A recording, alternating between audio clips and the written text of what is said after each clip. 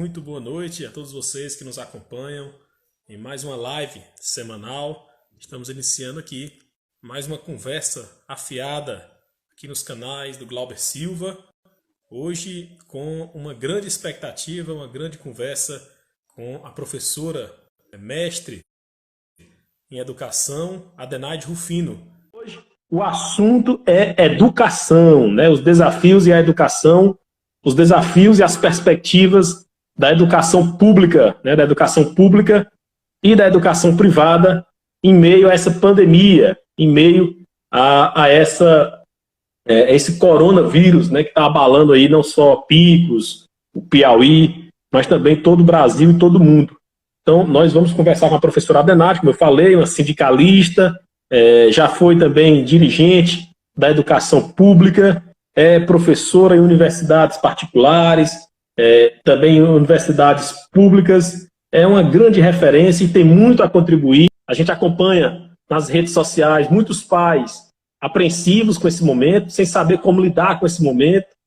Os pais, de repente, deixaram de ser apenas um auxiliar do ensino para serem os tutores, né? Estão em casa agora como tutor, como professor ali nas atividades com seus filhos. Então é uma novidade, não é isso, Adenaide? É uma novidade e eu queria começar por aí, ouvindo de você a análise desse momento, né? Não só dessa pandemia, desse coronavírus, como também essa análise desse novo modelo de educação que nós estamos aí assistindo.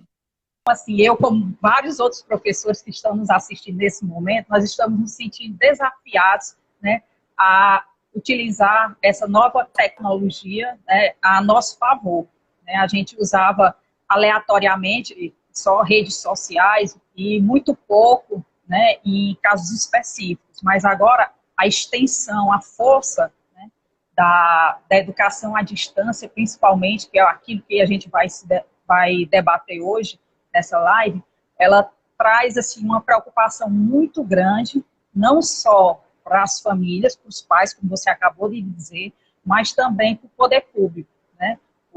As empresas também, os proprietários de escola, né? E toda uma estrutura que tem por trás disso. A gente está trabalhando, né, com leis, né? A gente vai trabalhar com a Constituição, a gente vai trabalhar também o Plano Nacional, né, de Educação. Então, existem leis que advêm toda essa pandemia, né, que nos pegou de surpresa, né, embora o Brasil já tenha vivenciado durante anos e anos aí por ter passado por outros momentos iguais a esse, mas, assim, nos pegou de surpresa, principalmente essa nossa geração, né? Então, nós estamos nos sentindo desafiados, né, a lidar com isso na educação. Assim como os profissionais da saúde estão sentindo-se também pequenos diante de tamanho desafio. Diga. Só um recorte histórico, Adenaide. Você falou aí que em outros momentos a humanidade, o Brasil enfrentou pandemias, enfrentou momentos difíceis. É verdade, tivemos a gripe espanhola, né? A gripe espanhola, 1918, 1919, se eu não me engano, o ano letivo foi comprometido, as aulas não concluíram lá no Rio de Janeiro, onde basicamente era a capital do Brasil, né, naquela época, daquela nova república. Morreram e hoje mais de 50 milhões de pessoas, né? E hoje, na gripe espanhola, né? E hoje a gente se vê diante de uma crise mundial, né, onde o vírus foi detectado um ano passado, né, na China. Final do ano, né? Final do ano de 2019. E agora, no dia 30 de janeiro desse ano de 2020, a Organização Mundial de Saúde, né, declarou como um caso de pandemia, ou seja, uma distribuição em grande escala de uma doença, na qual não foi só o Brasil que foi afetado, foram vários países, né? Mais de 100 países. Por isso que é uma pandemia, né? Isso. Não foi somente o Brasil que parou, né? Não foi somente o nosso país, o nosso estado, a nossa cidade. o mundo todo parou desde o ano passado, né? E eles estão trabalhando, né, estratégias para poder lidar com essa pandemia, seja na saúde, seja na educação, na economia. No Brasil foi decidido, né, seguindo não só a organização, né, das Nações Unidas, mas também o Regulamento Sanitário Internacional, né, que ele diz que, por questões de saúde pública, nós temos que manter isolamento social. Então, as escolas foram, todas elas foram fechadas, né, o ensino presencial, ele teve que ser, de certa forma, parado, estacionado ali em determinado momento. Isso não foi só aqui no Brasil, em outros países também. E aí, diante do agravamento dessa pandemia, aí sim a gente vai ter uma noção de quanto tempo as escolas vão ficar fechadas ou não. Foi correta aquela tomada de decisão ainda em meados de março? Muita gente falava que poderia esperar somente agora para abril, para o início de abril, meados de abril, que é quando realmente o pico do coronavírus está mais elevado.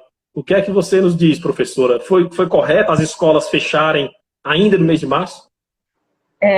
Eu acho que foi a atitude mais sensata, né, das autoridades, não só dos municípios, dos estados, mas também do ministro da Educação.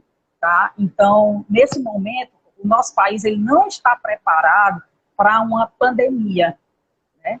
E como dizem alguns autores que eu li, né, que trabalham no Ministério da Educação, que trabalham no Conselho Nacional de Educação, nos conselhos municipais, estaduais, o Brasil não está preparado nem daqui a 1, 2, 3 anos, certo? A nossa crise... Então, o problema não é só a saúde, a educação também não está preparada para enfrentar essa crise, é isso, professor?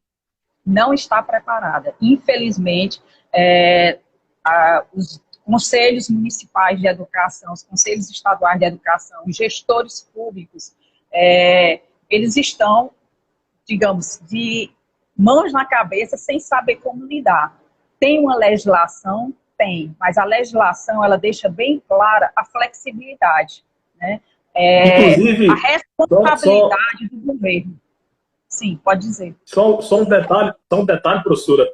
No Piauí, as escolas estaduais já estavam em greve, né, antes da pandemia, não é isso? Muitas escolas não tinham iniciado ainda, muitas não, a grande maioria não iniciou o ano letivo de 2020. E aí veio a pandemia, o governador decretou o fechamento das escolas, mas, na verdade, nós já estávamos em greve. Né? Os professores já estavam em greve pela falta de pagamento do piso, não é isso? Então, eu acho que é toda uma situação muito complicada e o que você fala nos deixa muito pensativo que a crise não é só na saúde, né? A crise do coronavírus também pega de cheio a educação pública, não é isso? E a privada também, que você não falha, né? Só para você ter uma ideia, a gente vai aqui no decorrer da nossa conversa, né, discutir o abalo que tem, né, essa proposta do governo do ensino à distância, né, nas esferas federal, municipal, né, estadual e na rede privada, né? Então, a gente pode ver que o cenário ele está sendo, aos poucos, digamos assim, tentando colocar responsabilidade na família, né? Você, como pai, você acha que está passando por isso, né? Assim como vários outros, ou seja, a responsabilidade que antes era da escola, agora ela está sendo colocada, né, para os pais. E isso a Constituição defende. Apenas nós, né, a família, é que tinha o quê? Deixado de lado a sua responsabilidade.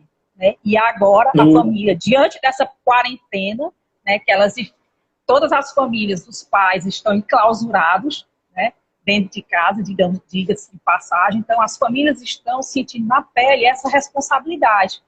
Como é que é educar meu filho? Como é que é as tarefas de casa?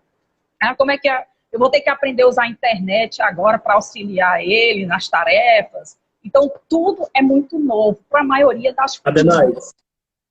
Eu vi pais reclamando disso. Eu vou pagar a mensalidade, e quem vai ensinar o meu filho sou eu, né? Fica essa dúvida, como você falou, é uma realidade nova, toda uma experiência nova, mas que a gente tem que enfrentar. Você falou muito bem, a Constituição diz que o dever de educar é do governo, no caso, as escolas públicas, né, que devem ser ofertadas com qualidade, mas também da família. Mas aí muita gente não coloca o filho na escola e não acompanha, não quer participar, né? E aí vem uma crise dessa que abala todo mundo, né? Abala todo mundo, e você estava falando da educação à distância, a famosa EAD, né? A famosa EAD. Essa EAD, educação à distância, Adenaide, é legal. A lei permite que as escolas, nesse momento de crise, ofertem aulas, ofertem conteúdos de forma remota, de forma distante, né? Via plataformas aí EADs. Com relação à educação à distância, para você ver, tem três parênteses aqui que eu quero fazer. O primeiro deles é com relação ao que é, afinal de contas, a educação à distância, EAD, né? Então, a gente pode ver que a educação à distância, ela tem todo um aparato legal, está lá na LDB, tá? Na Lei de Diretrizes e Bases da Educação. Ela tem também, digamos assim, ela dispõe de normativas, de recursos tecnológicos, de pessoal qualificado. Ou seja, para você ver, o ensino à distância ele é muito caro. É muito mais caro do que o presencial, porque a gente precisa de laboratórios específicos, né, com câmera, com pessoal de apoio. Só para você ter uma ideia, professores, não é só um professor, é 3 professores no mínimo para uma disciplina. É o professor que vai estar aqui na frente da câmera dando a aula, é o professor que vai preparar o conteúdo, fazer avaliações, correções, e o professor que vai orientar, né, através de chats, através de tirando dúvidas via e-mail, qualquer forma, ou seja, no mínimo são 3 professores para cada conteúdo, para cada disciplina. Então, ela sai muito mais cara. Por isso que a educação à distância, ela é feita de forma específica no Brasil, tá? Existem até qualificação. Eu tenho que fazer especialização em educação à distância, um curso de formação, né, continuada. Tem. O professor é obrigado a fazer para ele ministrar essa disciplina EAD, tá? Mas isso é o que está lá na lei da educação à distância. Só que também tem todo um aparato. Muita gente não tem acesso à internet. Não só a internet, mas os computadores, os equipamentos aí necessários. Não tem condições de você estudar à distância sem você ter um mínimo, que é um computador e internet, né, com a velocidade, né, que dê para você acompanhar as atividades. Ao mesmo tempo, existe também a educação à distância com material impresso, né, televisivo, radiofônico, de forma online ou offline. Isso já existe há muito tempo, tá? Só que agora ela está se destacando. Não é nem a novidade do coronavírus. Não é de agora, não. Ela já existia há muito tempo, tá? Tanto é que, digamos, tem universidades aqui no Brasil que têm laboratórios específicos, né? Institutos federais que têm um laboratório específico para aulas desse caso. Aqui em Picos, eu conversando com o pessoal da rede privada, os professores, e aqui em Picos os colégios nenhum tem um laboratório desse porte. Então, eu me sinto no lugar desses professores, desses diretores de escola, né? Como é que eu vou, né, ofertar algo que eu não tenho ainda? Então, eles estão, né, trabalhando a tempo e a hora, né, para promover essa educação à distância. Só que vai sair muito caro, como eu disse, tá? A não ser que queira fazer de qualquer jeito, né, de qualquer forma, mas se você quer algo, né, de qualidade, sai caro. Para você ter uma ideia, na rede estadual, agora mesmo, né, está tendo as aulas, né, o governo está tentando, né, desde segunda-feira passada, colocar essas aulas, né, via um programa, um canal de TV que o Estado tem, né, dentro da Secretaria Estadual de Educação.